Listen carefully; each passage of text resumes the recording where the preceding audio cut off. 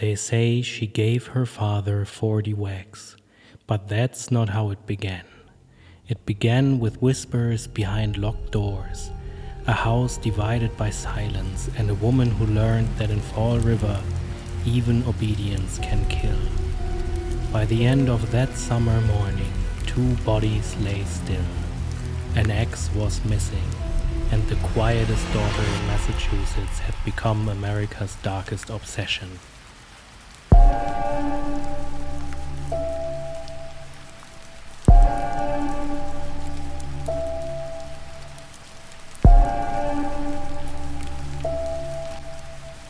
Subscribe.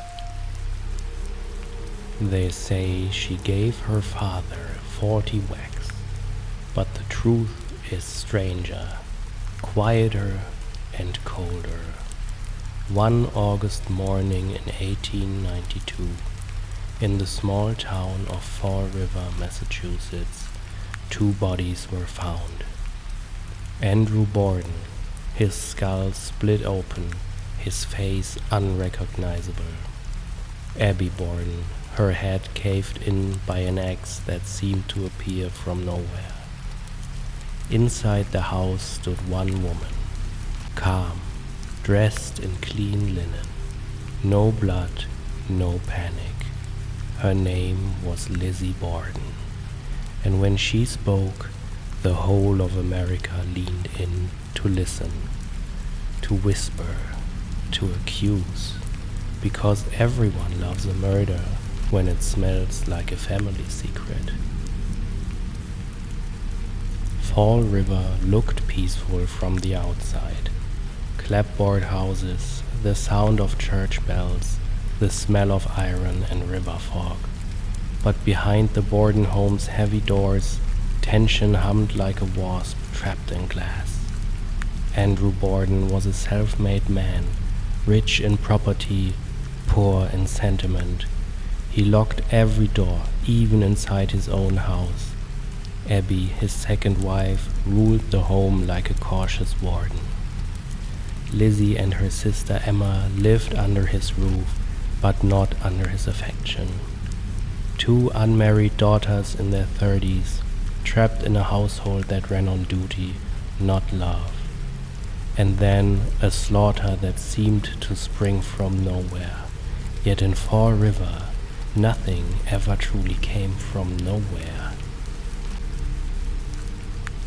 The Borden sisters feared one thing, that their father would cut them out of his will. Abby's relatives were already being gifted property. Lizzie felt the ground beneath her inheritance slipping away. The sisters stopped eating at the same table as their stepmother. They whispered behind closed doors. Even the household servants could feel it, the air thick with things unsaid. And then, in early August 1892, something strange. The entire family was struck by violent illness. Food poisoning, they said. But the family doctor later noted that the symptoms looked deliberate. Someone had been testing something, testing a method, testing a dose. The heat that morning was unbearable.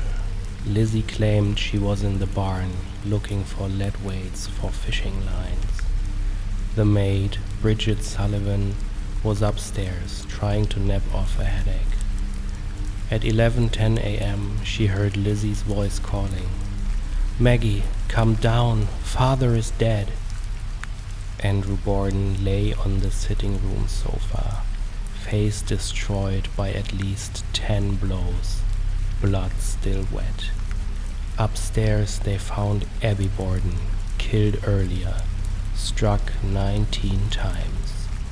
2 murders, 2 weapons, 2 timelines, and 1 calm, spotless daughter. No footprints in the blood, no sign of forced entry. The doors were still locked from the inside. Fall River became a carnival of suspicion. Reporters arrived by train, by horse, by hunger for a headline. Lizzie's composure fascinated them. She fainted in courtrooms, spoke softly, prayed constantly, yet witnesses said she tried to buy prussic acid, a deadly poison, just days before the killings. The police found no blood-stained clothes, but they did find a dress burning in the stove. Lizzie said it was paint-stained. The police wrote, possibly blood. And then there was the axe head, clean, too clean, as if the killer had known exactly how to destroy the handle. America watched as the quietest woman in Fall River became its darkest obsession. The trial opened in June 1893. Lizzie in black silk, pale as confession.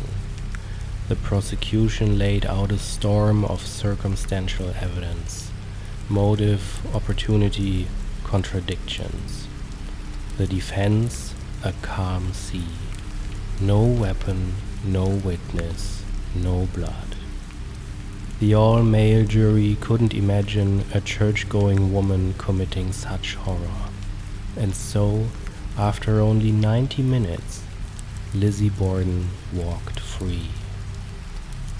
Outside the courthouse, the crowd cheered, but in Fall River, whispers never stopped, because innocence in court isn't always innocence in truth. Lizzie stayed in Fall River. She bought a mansion she called Maplecroft, filled with expensive furniture, pets, and silence. Neighbors crossed the street to avoid her. Children sang the rhyme. Lizzie Borden took an axe, gave her mother 40 whacks. Even in death, her parents' graves received more visitors than hers. When Lizzie died in 1927, she left a fortune to the animal shelter, and nothing to the people who once called her a monster. Yet her name survived, like an echo in a locked house.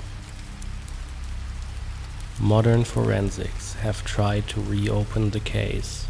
Some say an intruder killed the Bordens.